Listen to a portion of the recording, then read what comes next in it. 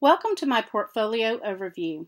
My name is Stephanie Quinn, and I am a candidate for a master's degree in educational technology at the University of South Carolina in Aiken. I will finish the program in July of this year and graduate in the fall. For the past 20 years, I've taught middle school science. I currently teach 8th grade science in a rural school in the upstate. I enjoy being in the classroom and plan to continue as a classroom educator. I am also interested in continuing my education to the next level. I would like to pursue a doctorate degree in either technology or gifted and talented. I chose the EdTech program because I wanted to learn how to better integrate technology. I also wanted to learn how to create my own digital materials. This way I can tailor them to the needs of my students and also the content standard. I have divided my portfolio into 4 main sections. My professional goals and dedication are located on my home page. The other pages house my artifacts, reflection, and Vita. On my Vita page, you will find information about my education and special training, professional experience, and the presentations that I have created in the past. My artifacts are organized according to the 5 AECT standards. For each of these artifacts, I have also discussed the context, conditions, scope, and my role in the creation of these artifacts. Performance indicators and the connection to ADDIE are also discussed about each artifact. Standard 1, Content Knowledge, focuses on creating, managing, and using technologies. My Sound and Light website is the first artifact for this standard. I originally developed this for EdTech 703. I used this website with my students last spring as part of a unit on Sound and Light. My students completed a Google Forms survey for me. Using this information, along with formative assessment and observations, I redesigned parts of this website in Dr. Eden's class on learning principles. I added the interactive quiz, which I created in Adobe Captivate. I have created a few more interactive elements to add to the site in the future. Standard 2, Content Pedagogy, focuses on being a reflective practitioner, with the ability to implement educational technologies in a contemporary and effective manner. Each of these artifacts was chosen because of the reflection created at the end of each assignment. The instructional design project was my first real experience with the ADDIE model. This artifact is an excellent example of how ADDIE is used to design and implement technology-based instruction. In this activity, I chose my focus group to be children with learning issues in written expression. Using Haiku Deck, my students created short presentations on mountain formation. This technology was very intuitive, and it didn't add to the cognitive load of learning the content. I created an instructional video so my students could learn how to use the Web 2.0 tool. I also created an interactive PowerPoint quiz on mountain building to assess learning. As I expected, my students who have written expression issues felt more comfortable using the Web 2.0 tool because they didn't have to write more than a simple phrase or sentence for each slide. The use of technology kept them engaged. What I didn't anticipate was the challenge this posed for my gifted students. They were frustrated because they couldn't write a dissertation on each slide.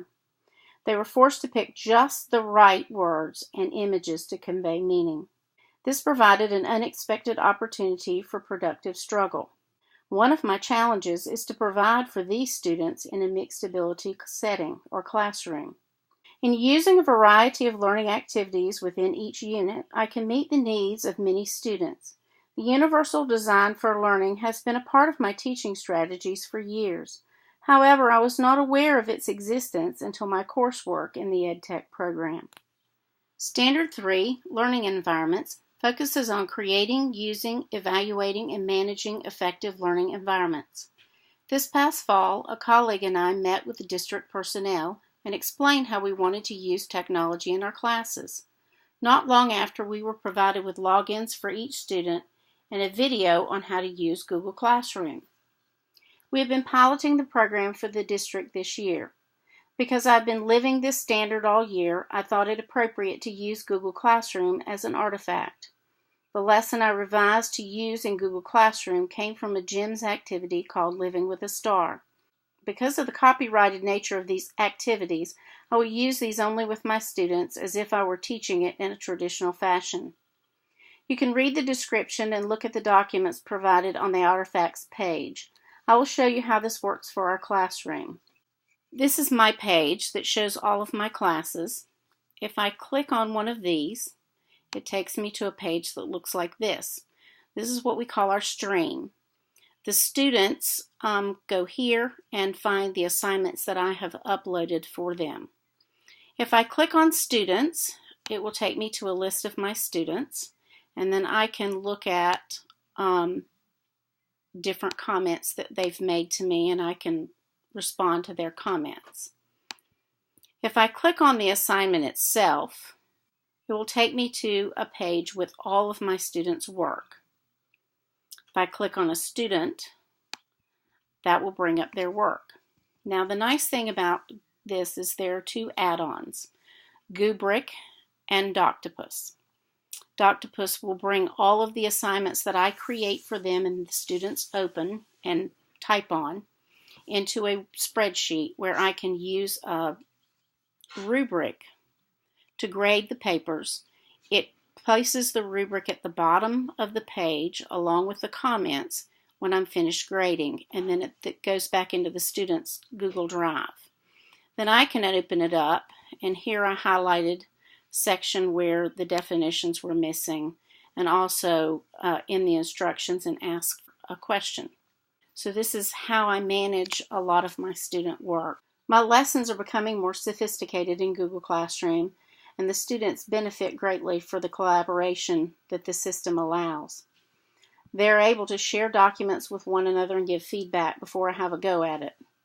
This is training them to be more responsible for their own learning. We're becoming a community of learners. Standard 4, Professional Knowledge, focuses on the design, development, and evaluation of technology-rich learning environments within a supportive community. For this standard, I chose to use the ADDIE project that we created in Management of Technology Resources. Our group was called Team Detectors, and we created an in-service program for the training of teachers to use Google Drive. We had a great team, and our final product was an excellent example of how to use the ADDIE process to develop training programs. We put our final product on a Weebly website so that we could use it in the future.